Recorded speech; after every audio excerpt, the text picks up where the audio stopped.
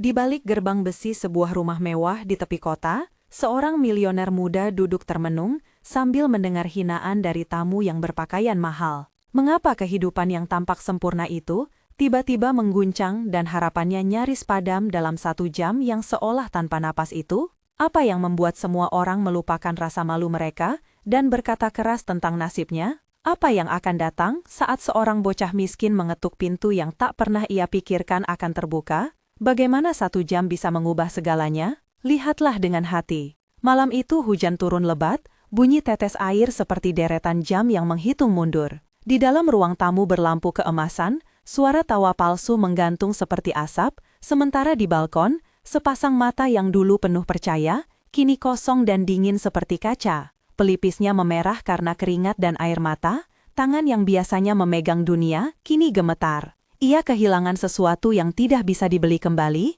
ia kehilangan rasa dihormati di depan publik, ia kehilangan kepercayaan dirinya. Lihatlah dengan hati. Diana, 32 tahun, pewaris perusahaan media yang sejak kecil digembalakan dalam kemewahan, baru saja diberitakan hancur karena kebocoran data dan fitnah yang merusak reputasinya. Ia selalu dikenal rapi, dengan gaun bermerek dan rambut rapi. Namun, dalam kecelakaan reputasi ini, ia merasa mata kehidupan tertutup, bukan karena penglihatan fisik, tetapi karena orang-orang yang dulu memuji, kini berpaling. Ia kehilangan kepercayaan, kekasihnya meninggalkan, dan ayahnya Hendra memilih diam, seperti semua orang kaya yang takut melihat keruntuhan nama besar. Dokter menyarankan jeda, perawat Siti menawarkan dukungan, tapi yang paling ia rasakan adalah kehampaan. Di kamar yang harum parfumnya, kini hanya tersisa bau hujan dari balkon yang menggantung seperti penjara. Lihatlah dengan hati. Inilah latar awal dari kehilangan yang membuat semuanya menjadi rapuh.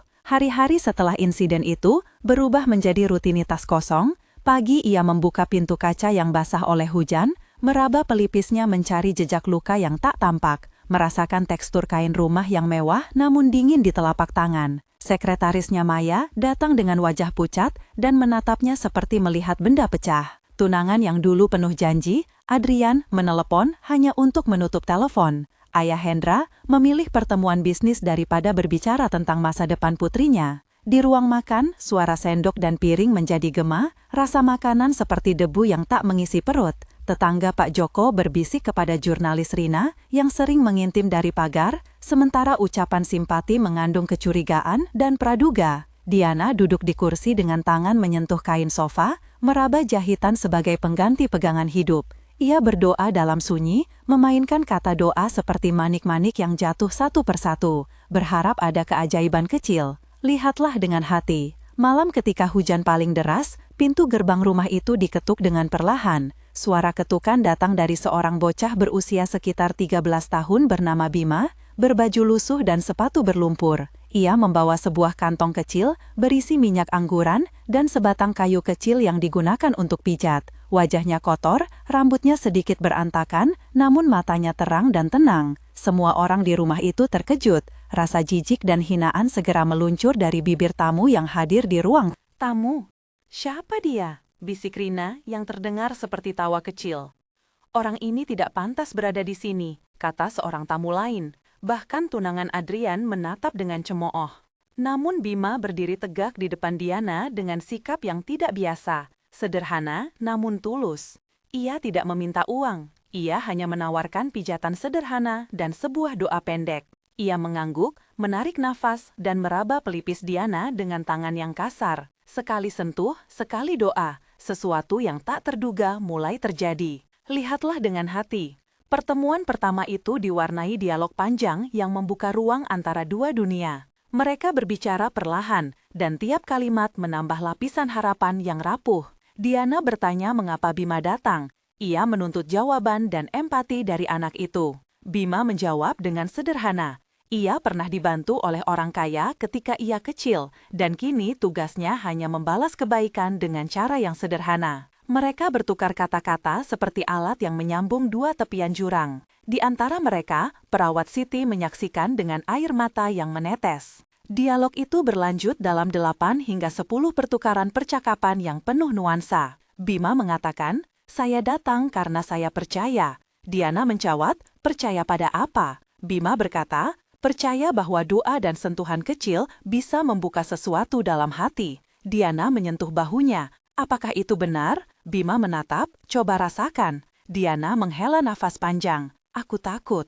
Bima menggenggam tangannya. Biarkan saya menemani, jangan takut. Diana menepis. Mereka akan menertawakan kita. Bima mengangkat bahu. Biarkan mereka. Yang penting kita tulus. Perawat Siti ikut berbicara. Tetaplah di sini dan coba. Dokter Faisal yang kebetulan lewat menatap curiga. Tidak ada bukti ilmiah. Bima hanya tersenyum. Keajaiban tidak selalu bisa diukur di peralatan, dan itu cukup untuk membuka percakapan. Suasana menjadi hangat, bau minyak pijat memenuhi ruangan, suara hujan di luar jadi latar, dan Diana merasakan kehangatan yang belum ia rasakan sejak fitnah itu. Lihatlah dengan hati. Kisah masa lalu Diana terbagi menjadi 3 paragraf yang menguraikan rentetan hidupnya sejak kecil, pendidikan, dan kehilangan yang membentuknya. Ia lahir sebagai anak satu-satunya dari keluarga Hendra yang menguasai media kota. Masa kecilnya dipenuhi kelas piano, kursus bahasa asing, dan pesta keluarga yang selalu dihadiri orang penting. Dalam paragraf ini terdengar bau kue ulang tahun, suara tawa keluarga, dan rasa manis sebagai gambaran kenyamanan yang pernah ada. Paragraf kedua menceritakan pendidikannya di luar negeri, kerja kerasnya menjadi direktur muda, malam-malam tanpa tidur di kantor, rasa kopi pahit di lidah saat memimpin rapat. Ia membangun reputasi keras untuk menutupi rasa kesepian. Paragraf ketiga menggambarkan bagaimana fitnah dan kebocoran data mengubahnya, bagaimana pengumuman investor berbalik, bagaimana ia merasa dikhianati oleh orang terdekat. Tangannya yang dulu menekan papan ketik, kini gemetar memegang undangan pembubaran kontrak. Paragraf keempat pendek, menceritakan hari ini, ia tinggal dalam bayang-bayang kejayaan yang memudar, menjaga tampilan luar yang harus tetap mewah meski hati retak. Total backstory Diana ini dirangkai untuk memberi konteks mendalam tentang kehilangan yang ia tanggung dan memperkuat motif mengapa sentuhan sederhana terasa begitu kuat. Bima juga mendapat backstory lengkap, terbagi 4 paragraf yang menjelaskan asalnya, rutinitasnya di jalanan, pekerjaan yang diwarisi dari ibunya, dan alasan mengapa ia datang. Paragraf pertama menggambarkan kampungnya yang sederhana, aroma kayu bakar dan suara ayam. Kenangan bermain di sawah sebelum kemiskinan memaksa keluarganya pindah ke kota. Paragraf kedua menceritakan kematian ibunya yang menjadi perawat tradisional. Bagaimana Bima belajar pijat dan doa dari tangan ibunya yang kasar, namun penuh cinta. Setiap gerakan mengandung pelajaran hidup. Paragraf ketiga mengisahkan bagaimana ia mengamen di lampu merah, bagaimana ia menabung sedikit demi sedikit dan bekerja di pasar untuk membeli minyak dan sabun, serta bagaimana komunitas tetangga seperti Pak Joko dan Ibu Lina membantu ketika ia sakit. Paragraf keempat menceritakan mimpinya sederhana. Ia ingin kehidupan yang lebih baik, namun tanpa mengorbankan kebaikan. Ia percaya pada pengorbanan kecil yang membawa harapan. Backstory Bima ini memperlihatkan motivasi tulusnya dan mengapa ia memilih datang tanpa berpikir tentang keuntungan materi. Keduanya backstory masing-masing memenuhi kedalaman karakter dan mendukung transformasi yang akan terjadi. Setelah beberapa pertemuan pendek, hubungan mereka tumbuh menjadi kepercayaan. Setiap pagi Bima datang membawa bau minyak hangat dan suara langkah kecil di tangga. Kadang suara penjual kue lewat dan letupan knalpot mobil yang basah oleh hujan. Mereka duduk di balkon, merasakan udara dingin menyentuh kulit, mendengar lontaran burung pipit di pohon, melihat cahaya lampu jalan yang memantul di genangan. Dialog mereka berkembang menjadi panjang dan penuh pertukaran yang intim.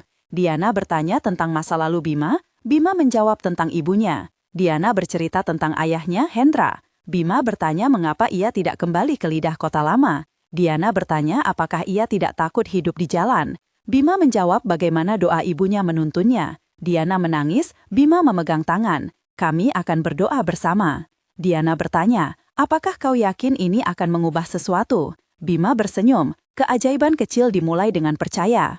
Mereka berbicara 8 hingga 10 kali, setiap dialog menambah kedalaman dan keterikatan emosional. Suara hujan, aroma minyak, rasa kopi yang disajikan sederhana oleh koki rumah, tekstur kain tangan Diana yang kasar menjadi sensasi yang mengikat mereka.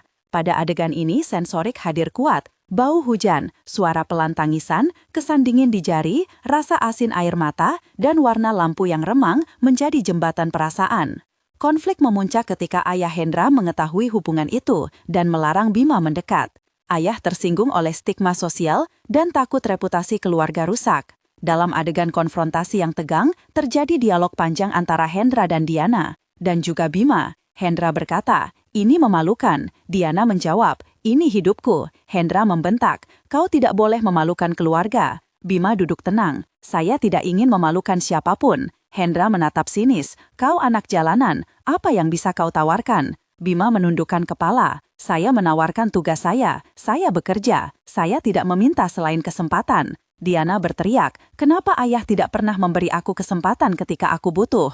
Perawat Siti mencoba menengahi, "Mungkin kita harus tenang." Dr. Faisal mengatakan, "Kita harus berpikir rasional." Rina si jurnalis memasang kamera diam-diam. Ini akan menjadi berita besar. Dialog itu berlangsung lebih dari 8 pertukaran, menimbulkan ketegangan yang memuncak. 2 momen ketegangan tambahan diperinci, masing-masing dengan 500 hingga 600 karakter, menunjukkan perpisahan sementara Diana yang disuruh tinggal di rumah keluarga dan Bima yang diminta pergi.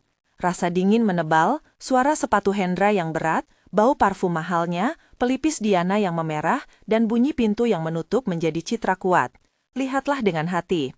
Setelah larangan itu, Diana memutuskan untuk mencari Bima sendiri. Adegan pencarian di kota melibatkan suara riuh pasar, bau ikan dan rempah, tekstur jalan berlumpur, rasa debu di tenggorokan, dan panas matahari yang menusuk pelipis. Ia bertanya pada penjual maman, penjahit Udin, dan tetangga Ibu Lina.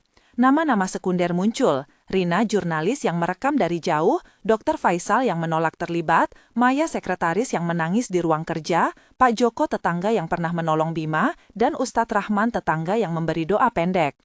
Setiap karakter melakukan aksi spesifik. Rina memotret diam-diam, Dr. Faisal menulis laporan medis dalam bahasa dingin, Maya mengantarkan surat, Pak Joko memberi petunjuk arah, Ustadz Rahman menenangkan hati Diana. Pencarian ini disusun dengan dialog sekurang-kurangnya 6 pertukaran, memperlihatkan usaha Diana yang gigih dan komitmennya untuk menerima sederhana. Reuni mereka terjadi di sebuah pos kecil di tepi sungai saat hujan baru berhenti. Adegan ini menjadi titik balik menuju klimaks. Suasana digambarkan dengan sensori penuh. Bau tanah basah, suara serangga yang lambat, rasa lembab di kulit, warna langit abu-abu, dan sinar matahari yang menggantung seperti janji. Tekstur kain lusuh Bima yang masih basah, dan rasa hangat dari tangan yang saling bertaut. Mereka berdoa bersama, menyanyikan lagu doa sederhana yang dibawa Bima dari kampungnya. Saat itu, terjadi keajaiban kecil yang tidak bisa dijelaskan dengan kata-kata. Diana merasa seperti ada cahaya di balik kelopak mata, ia merasakan tekanan di pelipis, detak jantungnya melambat, suara di telinganya menjadi jelas. Dalam 6 hingga 8 paragraf sensorial yang mendeskripsikan proses, momen itu dijabarkan perlahan.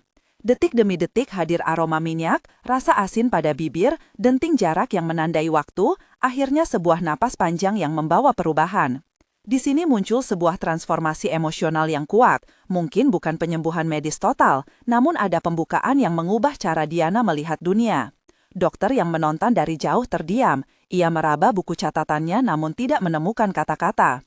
Ini adalah klimaks di mana doa, sentuhan dan kebaikan sederhana bertemu. Saat reperkusi muncul, kota kecil itu tak bisa menahan berita. Rina menulis artikel yang mengubah nada, bukan mengejek, melainkan bertanya tentang rahasia kebaikan. Media lokal mengangkat cerita ini, Dr. Faisal memberi pernyataan berhati-hati, Hendra yang awalnya marah, akhirnya terpaksa memperhatikan apa yang terjadi. Masyarakat merespon, tetangga Ibu Lina datang mengantar makanan, Pak Joko meneteskan air mata. Ustadz Rahman memimpin doa bersama di lapangan, dan jurnalis lain menyebar cerita itu ke stasiun radio. 5-8 nama sekunder muncul dengan aksi masing-masing yang menunjukkan dampak komunitas. Tawaran materi datang dari berbagai pihak namun Bima menolak dengan tulus, mengatakan ia hanya ingin melihat Diana menerima kehidupan kembali. Adegan ini menampilkan dialog-dialog singkat antara tokoh-tokoh. Rina, ini lebih dari berita. Dr. Faisal, kita harus objektif. Hendra, anakku, maafkan ayah. Diana, ayah, aku perlu waktu. Bima, saya hanya ingin membantu. Maya, saya bangga padamu. Suara masyarakat berubah dari hinaan menjadi pujian, namun ada juga skeptisisme. Keajaiban itu ternyata memantik diskusi sosial tentang kelas, tentang pengorbanan, dan tentang bagaimana manusia memandang keajaiban. Dalam bagian teknis dan medis singkat, ketika dokter melakukan pemeriksaan setelah kejadian, prosedurnya dijelaskan secara sederhana namun memadai untuk kredibilitas. Pemeriksaan dimulai dengan pengambilan riwayat lengkap, pemeriksaan neurologis dasar, pengukuran tekanan darah, penilaian respon pupil, dan tes visual sederhana diikuti fotografi retina jika perlu. Proses berlangsung singkat namun terperinci, alat-alat non-invasif digunakan, hasil awal menunjukkan tidak ada gangguan organik yang jelas, namun ada perubahan pada tingkat stres dan respon emosional pasien. Keterangan teknis ini tidak berlebihan, namun memberikan dasar bahwa ada interaksi antara keadaan psikosomatik dan proses penyembuhan. Dokter menuliskan pengamatan dalam 250-350 karakter untuk menjaga kehati-hatian ilmiah. Konsekuensi sosial terus mengalir. Yayasan sosial lokal yang dipimpin oleh Ibu Lina menawarkan dukungan psikologis, sementara media besar ingin menayangkan wawancara eksklusif. Hendra menerima kenyataan bahwa anaknya memilih jalan lain dan perlahan membuka hatinya. Diana menolak tawaran uang yang diberikan pada Bima, ia justru mengusulkan mendirikan sebuah program pelatihan pijat dan doa yang menggabungkan keterampilan praktis dan dukungan emosional bagi kaum muda kurang mampu. Nama-nama seperti Dr. Faisal menjadi penasehat, Rina menjadi penghubung media, Maya mengurus administrasi, Pak Joko dan Ibu Lina membantu logistik. Bina tetap menolak hadiah materi, ia menerima simbolik sebuah buku dan sapu tangan dari tangan Diana, sebuah tanda bahwa ia dihargai namun tidak berubah karena uang. Masyarakat mulai melihat bahwa perubahan kecil dapat memicu harapan besar. Reaksi komunitas ini dideskripsikan secara jurnalistik namun empatik, memakai ton yang lebih netral namun hangat. Epilog dimulai 1 bulan kemudian. 1 bulan setelah kejadian, program kecil yang dinamai Melihat Dengan Hati mulai berjalan di sebuah aula sederhana. Diana masih belajar menata hidupnya, ia sering terlihat di meja kerja mengenai pakaian yang lebih sederhana, namun matanya tampak lebih ringan. Program itu mengumpulkan 10 anak muda, termasuk Bima, yang menjadi instruktur utama. Mereka memberikan pijatan, mengajar doa sederhana, dan membantu lansia. Di lingkungan, aroma kopi dan bunyi langkah di aula pagi hari menjadi pemandangan baru. Masyarakat datang memberi dukungan, beberapa korban fitnah memberi testimoni tentang bagaimana dukungan emosional membantu mereka. Dalam rentang 650 hingga 850 karakter ini, tergambar transformasi praktis yang mulai membuahkan hasil. Diana dan ayahnya Hendra terlihat berdiskusi secara hangat, meski luka lama belum sepenuhnya hilang, tetapi ada proses rekonsiliasi. Lihatlah dengan hati. 3 bulan kemudian, hasilnya lebih nyata. Program tersebut berkembang menjadi yayasan kecil yang terdaftar, mendapatkan dukungan dari beberapa donor lokal. Bima kini memiliki tugas tetap, menerima pelatihan lanjutan, dan tetap menolak tawaran tampil di televisi untuk popularitas. Ia lebih sering tersenyum, suara tawanya seperti musik sederhana di tempat pelatihan. Dr. Faisal memberi seminar kecil tentang hubungan antara psikologi dan kesehatan fisik, Rina menulis artikel yang menginspirasi bacaan nasional, dan Maya bekerja mengorganisir pelatihan administrasi. Di lingkungan, wajah-wajah yang dulu acuh kini memberi salam hangat. Dalam 650-850 karakter ini, tampak dampak keberlanjutan serta bagaimana perubahan kecil melahirkan struktur baru. Komunitas mulai menyebutkan nama kecil yang berjasa dan memberi penghargaan tidak material kepada Bima dan Diana. 6 bulan berlalu, dan perubahan menjadi cerita yang lebih luas. Yayasan Melihat Dengan Hati membuka 2 cabang pelatihan, menerima dukungan dari pihak swasta dan pemerintah kota untuk program rehabilitasi sosial. Diana terlibat langsung dalam pengembangan kurikulum yang menggabungkan keterampilan teknis, pelatihan psikososial, dan sesi doa bersama. Hendra secara terbuka hadir di sebuah acara yang memperhatikan perbedaan kelas dan mengakui pentingnya memberi kesempatan. Masyarakat melihat mereka duduk bersama di meja makan yang sederhana setelah acara, suara gelak tawa yang tulus menggantikan bisik hinaan. Dalam 700 hingga 900 karakter ini, ditampilkan hasil yang berkelanjutan, termasuk perkawinan simbolis antara solidaritas kelas, pengurangan stigma, dan munculnya pemimpin pemuda baru. Bima melanjutkan tugasnya, ia membuka ruang konsultasi kecil di yayasan untuk anak-anak yang terpinggirkan. 1 kalimat terakhir di bagian epilog ini menegaskan pesan, Tuhan kadang menutup mata agar kita belajar melihat dengan hati. Jika kisah ini menginspirasi, bagikan agar harapan menyebar. Sebelum melanjutkan ke akhir, kami mengajak penonton berinteraksi. Apakah Anda pernah melihat seseorang yang hidupnya berubah karena kebaikan sederhana? Tulis ya dan ceritakan satu kalimat tentangnya. Kami ingin mendengar pengalaman Anda, kisah kecil yang memberi harapan.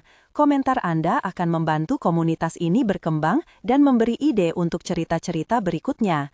Cerita Anda bisa satu kata atau satu kalimat saja. Jika Anda mau, sebutkan juga siapa orang yang membantu Anda dan apa tindakan kecil yang mereka lakukan. Komunitas ini dibangun dari pengalaman nyata, dan dengan berbagi, kita memberi ruang bagi orang lain untuk menerima harapan. Sekarang mari kita lihat apa yang terjadi saat hujan turun dan keajaiban kecil itu tampak. Kesimpulan dari kisah ini menegaskan bahwa kehilangan dan hinaan tidak selalu menjadi akhir. Diana pernah kehilangan segalanya. Kini ia memeluk kembali kehidupan yang mulai penuh warna melalui doa, sentuhan tulus, dan pengorbanan sederhana. Bukan hadiah materi yang Bima minta, melainkan kesempatan untuk melayani dan terus berdoa. Masyarakat yang awalnya mengejek, kini belajar menerima kembali dan merayakan perubahan. Mereka mendirikan yayasan yang membantu orang-orang yang kehilangan harapan, memadukan keterampilan dan dukungan spiritual. Akhirnya, kalimat yang mengikat semuanya tetap sederhana, lihatlah dengan hati. Jika kisah ini menyentuhmu, tekan subscribe dan bagikan video ini agar lebih banyak orang percaya bahwa keajaiban kecil masih ada di mana-mana.